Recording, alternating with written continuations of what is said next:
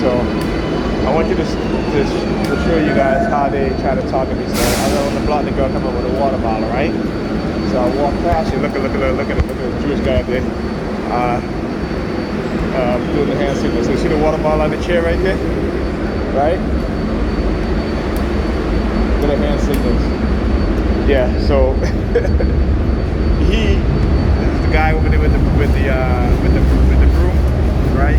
Subway, clean the subway. So he sees me paying for my Metro card. He comes and he starts, he waited for me to finish paying. Then he walks in front of me to get in the train station. And I walked up, right? And he stops right over here by where the water bottle is, right? Right over here where the bottle is on the chair right there. So, again, it's scripted, planned out, it's implemented. This is what they do. It is purposeful, eventful, and exposing it is what you got to do. You got to expose them. They're criminals, and they think because those in the authoritative position is giving them the okay to do these things that they're not criminals, but they are criminals. Okay? They are criminals. Anytime they can get you to commit a crime, just because the people in the authoritative position is giving you that okay and you commit a crime, it does not make you a non-criminal. It makes you a criminal. You're just a tool being used and you're being criminalized by these individuals, right? So yeah, just want to show you guys what it is that they do, how they do it, okay? This is what they do to try to make it seem like it's something supernatural that's going on, but it's not. So when I pay for my Metro card, right, I saw him standing there. As soon as I pay for my Metro card, then he walks over, right, synchronization as I'm walking to the turnstile. He goes in front of me, I go next, right? And so we're walking, he's walking on one side, I'm walking on the other side, and he stops right where the bottle of water is on the bench. Okay? See, this is why I recorded, particularly when before that, there was a Jewish woman that came out of the house before that house woman came out, the other Jewish young girl came out of. And she was standing in the sidewalk and she had a bicycle. So they'll always use the bicycle, like, in terms of trying to, particularly with Pam, like I said, I don't really care, or whoever, because that's who I associated with, because I've been in the relationship for 12 years. So I know that, we've known each other for 14 years, right? So we've been for 12 years, known each other for 14 years. And she's the only one that I've been in a relationship with for the past 12 years. I haven't been with anybody else, right? And the 2 years since, so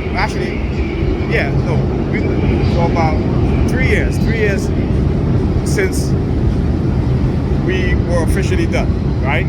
Meaning that no intimacy, no sex, nothing like that. 3 years.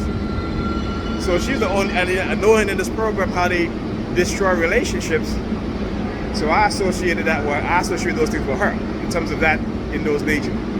So when they try to tell me that she's bisexual or what have you, and she can't decide, I remember one time she was in the kitchen and she was crying. I'm like, what's the matter with you? And I was like, are you okay? And she was like, I just need some space and blah, blah. I'm like, what happened?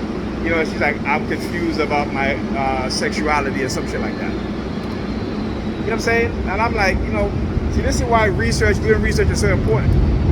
When you understand that what they were doing in the 60s and 70s to change people's sexual preferences using microwave frequency, radio wave frequency, okay? Understanding that they have tapped into the mind, and what makes us heterosexual or what have you, they know, and they can turn that on, off and on. Now, it may not work in everybody, but remember, in the United States, you got close to 300 million people. So if it worked on a quarter of the population, that's a quarter of the population. They can try to induce their sick agenda or agendas, right? See, because they got us thinking in a very miniature way, in a very small circle, which we call our bubble, right?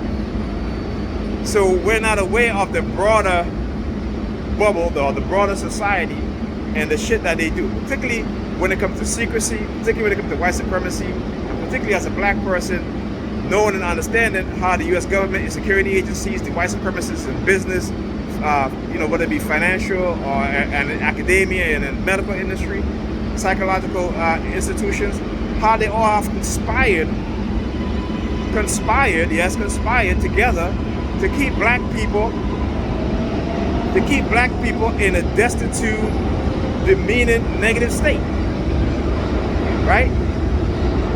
And then they flash the few black people who made it, right? But the only way they make it is because, they may have a talent, what have you, but in order to maintain what they maintain, they need to be quiet about white supremacy and can't speak out on it. We see and understand that when those who do speak out about it, look what happens to them. Okay, look what happens to them. Because remember, you can't take money away from poor people. Okay, so poor people are the ones who are going to speak out and speak their mind. It's those who are wealthy or those who have material things that they're in love with, they don't want to lose. Those are the ones that are keeping quiet. Those are the ones that are not doing anything in the black community because they know if they do, it's going to be taken away. All right? So yeah. And they're running this shit on everybody. Okay? Whether you're black, white, whatever. Okay? My traders here.